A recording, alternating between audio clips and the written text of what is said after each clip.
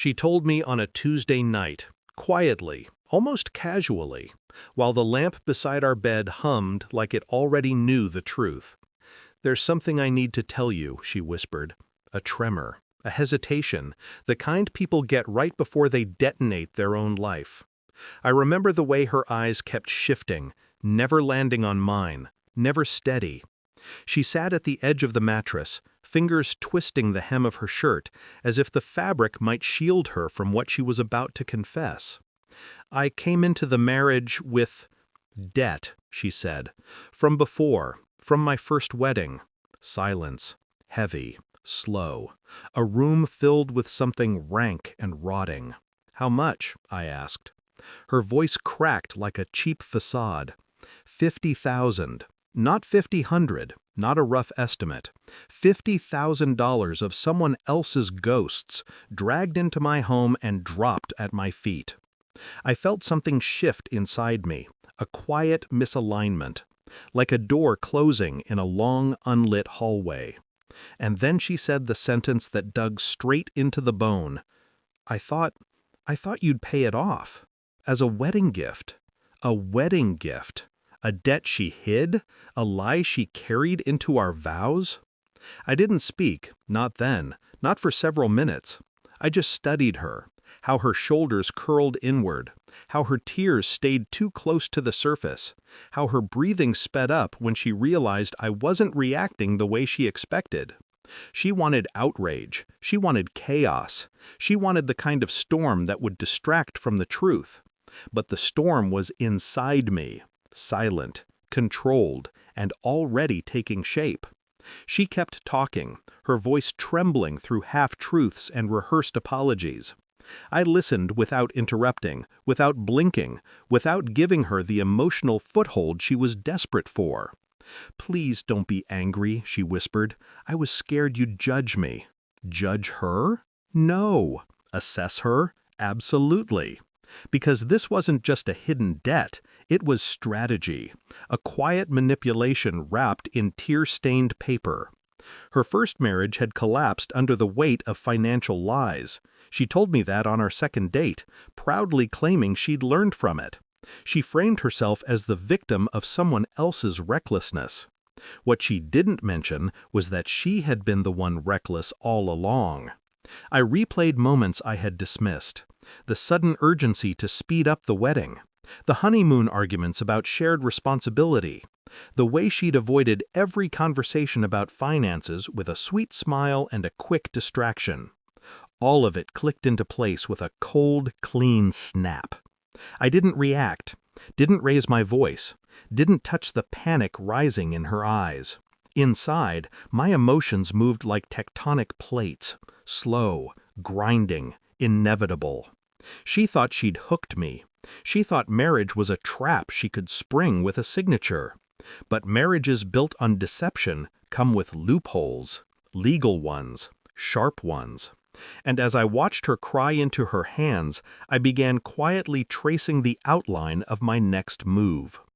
The next day I went to work as if nothing had happened, kissed her on the forehead, asked if she slept well, pretended the night before had dissolved into the sheets.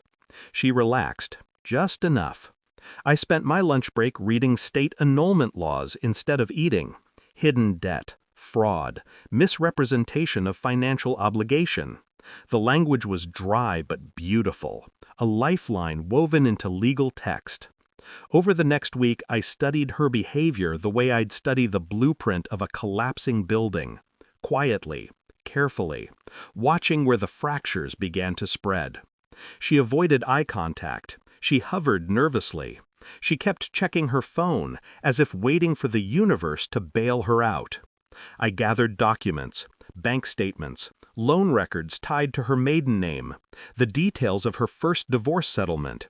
Every piece of truth she had buried, I dug up with surgical precision. She didn't notice.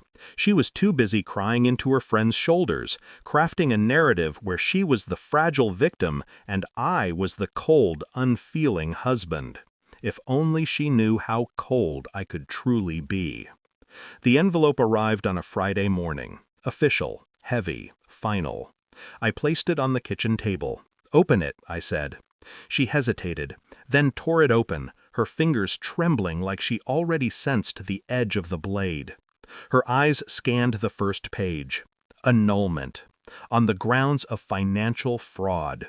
Her breath left her body in a single broken sound, a gasp, a collapse. You're ending our marriage?" she whispered. I nodded once, slow, deliberate.